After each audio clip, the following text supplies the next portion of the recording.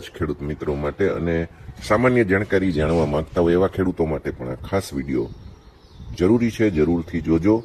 કપાસ વિશેની જ માહિતી છે, પણ કપાસની જે આયાત જકાત શૂન્ય થઈ ગઈ એ પછી અમેરિકાની અંદર પણ ન્યુયોર્કમાં ખાસ કરીને કપાસના વાયદામાં જબરજસ્ત મંદી થઈ ગઈ.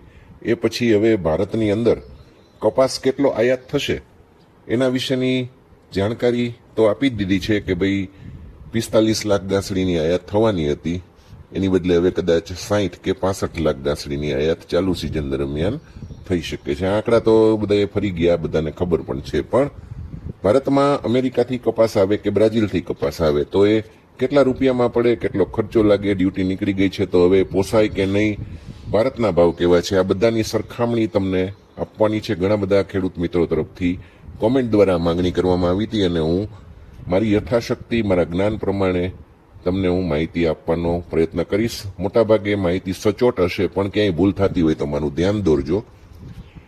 મિત્રો, અમેરિકાની અંદર કપાસ જે પાકે છે એ ભારતમાં આવે તો કેટલો ખર્ચો થાય અને કેટલામાં અહીંયા બંદરો ઉપર પહોંચે, આવો સવાલ ઘણા બધા ખેડૂત મિત્રો કરી રહ્યા છે અને એનો જવાબ તમને હું હવે થોડોક વિસ્તારથી આપીશ અને ધ્યાનથી સાંભળજો.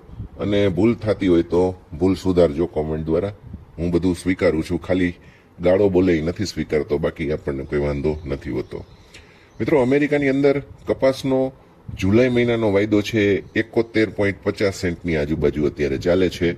વાયદામાં કદાચ અડધા સેન્ટનું આમ તેમ થયું હશે, પણ મેં જે ભાવ લીધો છે 71.50 સેન્ટની આજુબાજુનો લીધો છે. એક અમેરિકન ડોલરની કિંમત ગણીએ તો રૂપિયા 95 અને 45 પૈસા થાય છે ભારતીય રૂપિયામાં.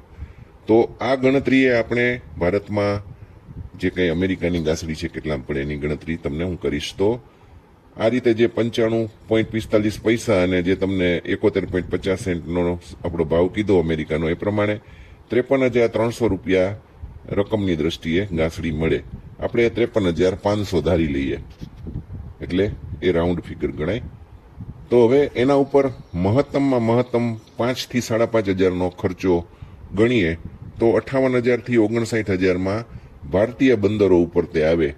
હવે 11% જકાત નીકળી ગઈ છે જૂન મહિનાથી, એટલે એ નથી ગણી, નતર આમાં 11% ઉમેરો થાય તો આપણને પોસાતું નહોતું. પણ હવે 58,000 59,000માં ભારતીય બંદરો ઉપર તે આવે.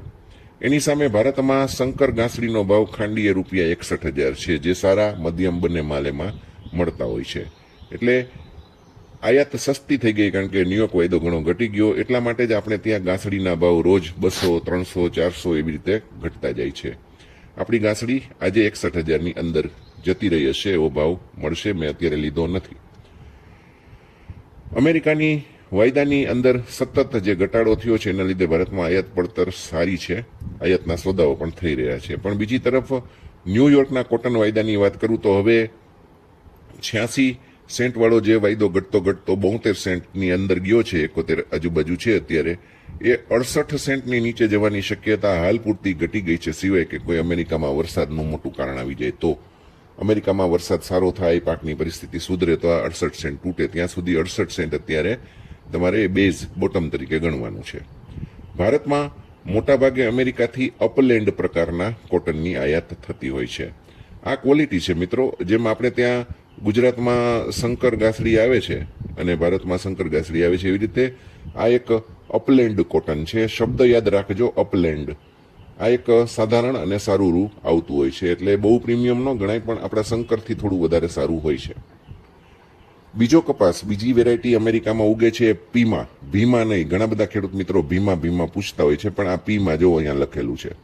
તો આ પીમા પ્રકારનો આવે છે. એની ગુણવત્તા ખૂબ જ સારી હોય છે. એ સુવાળો, લાંબો અને ખૂબ મોંઘો કપાસ છે. એકદમ ફાઇન કોટન હોય છે. એનો ભાવ અપલેન્ડ કોટન કરતાં લગભગ ડબલથી પણ વધારે હોય છે.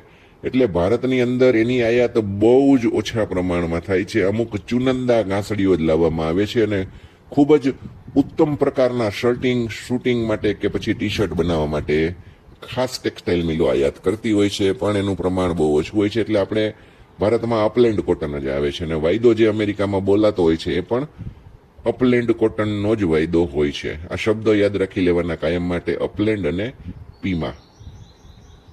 બ્રાઝિલનો કપાસ પણ ભારતમાં લગભગ આવા ભાવે મળે છે. જોકે હવે અમેરિકાથી આયાત પડતર વધારે લાગે છે, એટલે અમેરિકાથી આયાત થશે એવું લાગી રહ્યું છે.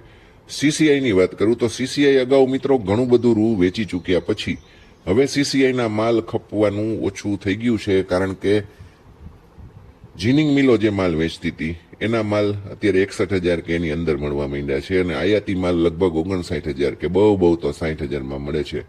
એટલે આયાતના સોદા થાય છે, એટલે એ રીતે જીનિંગ મિલોએ ભાવ ઘટાડીને કામ કરવું પડશે. મિત્રો, આ વિડીયો કેવો ઉપયોગી લાગ્યો જરૂરથી કોમેન્ટ કરજો.